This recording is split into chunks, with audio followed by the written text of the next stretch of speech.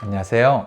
서울그랜드치과 대표원장 구강아간면외과 전문의 김준영입니다. 임플란트 시술 막상 받으려고 하시면 두려우시죠? 어떤 과정을 거치는지도 잘 궁금하기도 하고, 그래서 이번 영상에서는 실제 환자가 아닌 그런 덴티폼을 통해서 어떤 과정을 거치는지 한번 보여드리겠습니다. 이 수술을 할 때 보통 우리가 장갑을 끼게 되는데요. 수술용 장갑은 다른 장갑이랑 조금 다릅니다. 아무래도 개별로 다 이렇게 소독이 돼 있기 때문에 이런 식으로 포장이 돼서 나옵니다. 멸균된 상태로 장갑을 껴야 돼서 끼는 방법도 좀 있어요. 뜯으면 이렇게 종이로 이렇게 쌓여져 있는데요. 보통 이렇게 쌓여진 종이를 이제 멸균된 이 부분에 이제 던져 넣게 됩니다. 종이를 잡아서 이런 식으로 안을 펼치게 됩니다. 장갑이 딱 나오게 되고요. 바깥쪽 면이 멸균된 거고, 이제 안쪽 닿는 면이 멸균이 안 된 부분이니까 안쪽만 잡아서 이런 식으로 껴서 이렇게 올리게 됩니다. 한쪽은 이건 다 멸균이 되는 거니까요. 바깥쪽 면을 잡아서 이제 이렇게 손을 넣어서 이런 식으로 끼게 됩니다.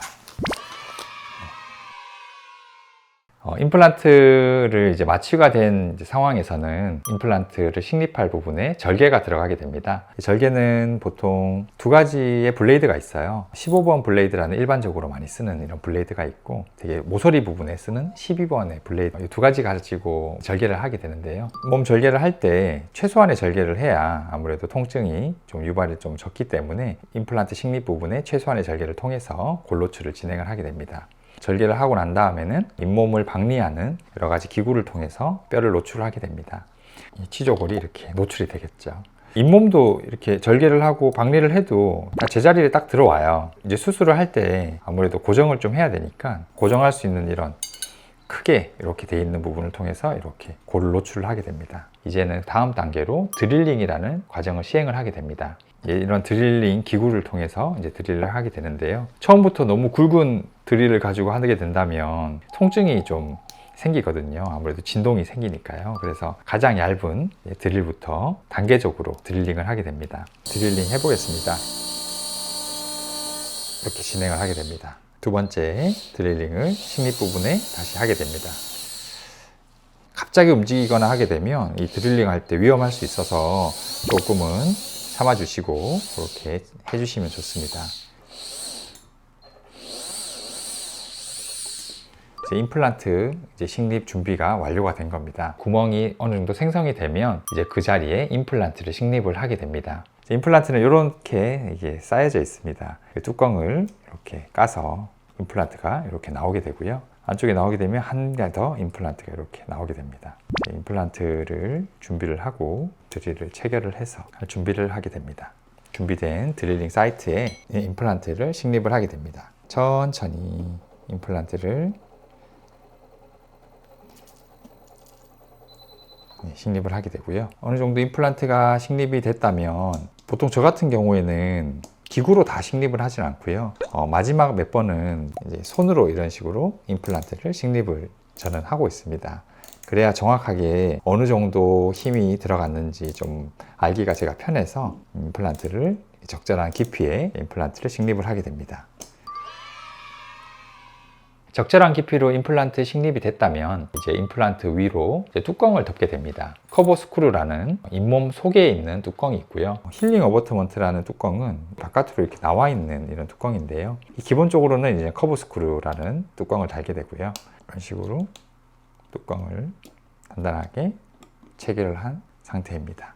이런 커버 스크류는 잇몸 속에 있는 뚜껑이에요. 이렇게 잇몸을 꼬매게 되면 전혀 안 보이죠. 이제는 임플란트 식립이 완료가 된 상태입니다. 이런 뚜껑을 달고 나고 난 다음에는 이제 봉합을 해야 되겠죠. 임플란트 봉합할 때는 보통 나일론 실로 봉합을 많이 하게 돼요. 나일론 실은 아무래도 실크보다는 조금 염증에 강하고 청결하게 유지하기가 쉽기 때문에 나일론 실로 많이 이용을 하게 됩니다.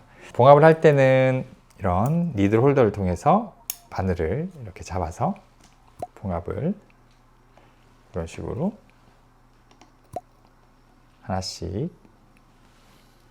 수술 보다는 봉합이 시간이 제일 많이 걸려요. 실제로 수술 반, 봉합 반이라고 생각하시면 됩니다. 이제 고봉합이 그 정도로 중요한 그런 단계입니다. 수술을 다 잘해놓고 실밥이 다 뜯어지거나 마무리가 잘 안 되게 되면 수술이 거의 실패한 거와 다름이 없기 때문에 봉합을 가장 꼼꼼하게 진행을 해야 되는 부분이라고 저는 생각을 하거든요.